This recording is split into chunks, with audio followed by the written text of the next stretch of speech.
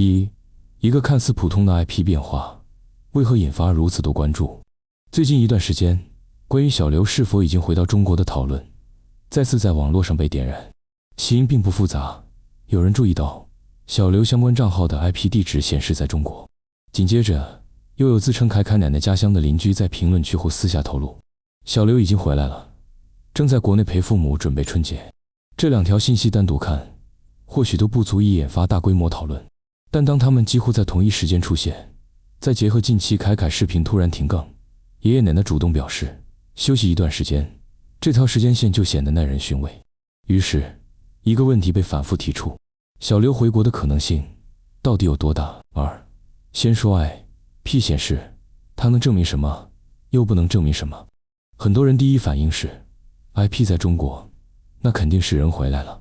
但事实真的这么简单吗？IP 显示确实是一个线索，但不是证据。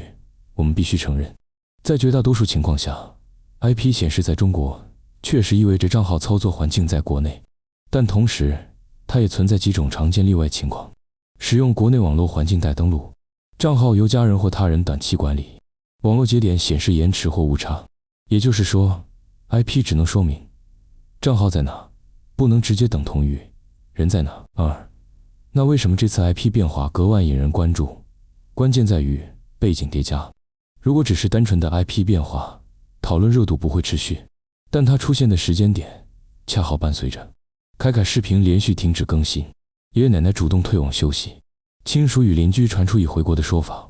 当多个信号同时出现， IP 就不再是孤立信息，而成了拼图中的一块。邻居爆料，可信度究竟有多高？相比 IP， 邻居爆料更容易引发情绪共振，因为它触及的是一句话，有人亲眼看到了。为什么很多网友选择相信邻居说法？原因很现实，这些邻居并非第一次出现在凯凯相关讨论中，他们的描述更偏生活细节，而非夸张爆料，没有明显带货、引流或蹭热度动机。在过往案例中，家乡邻居的说法往往比营销号更接近真实生活层面。但问题在于，我们无法核实。理性来说，这类信息存在3个不确定点：无法确认爆料者身份，无法确认是否亲眼所见，无法确认时间点是否准确。所以它的性质更接近于高可能性的民间线索，而非确定事实。凯凯视频停更，这是最关键的一环。如果说 IP 和邻居只是外部信息，那么凯凯视频的突然停更则是一个内部变化信号。为什么停更这件事本身就不寻常？因为此前凯凯的视频更新节奏是稳定连续，明显有规划，而这次的停更并不是突然断更，而是由爷爷奶奶主动解释，我们想休息一下，远离网络，这在以往并不常见。为什么很多人联想到小刘回来了？原因很简单，如果小刘真的回来了，他很可能不愿意出境，无论是个人意愿、家庭原因、对网络的态度，都可能促成一个选择，那就先别拍了。而暂停更新恰恰是一个最不伤害孩子也不制造话题的处理方式。如果小刘真的回国了，他为什么选择低调？这是很多人最困惑的地方。不是不想，而是不合适。在当前舆论环境下，小刘一旦公开露面，意味着无数追问，各种站队解读，被迫回应过去与现在的一切。对一个普通人来说，这种曝光成本极高，而陪伴有时不需要镜头。如果小刘此行的核心目的是看望父母，陪伴凯凯，过一个安静的春节，那么消失在镜头外反而是最合理的选择。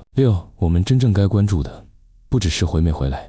讨论到这里，其实有一个更重要的问题常常被忽略，小刘回不回国真的只是为了满足外界好奇吗？答案显然不是。大家真正关心的是凯凯有没有被好好陪伴，家庭关系是否在修复，孩子的成长是否被优先考虑。如果这一切都在现实中发生，那么是否出境，是否回应，其实反而没那么重要。结语，答案或许快揭晓，但耐心更重要。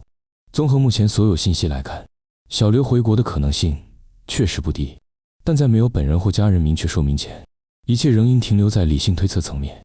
也许春节之后一切都会慢慢明朗，也许有些事情永远不会对公众完全解释。但至少有一点可以确定，真正重要的从来不是 IP，而是孩子是否被温柔对待。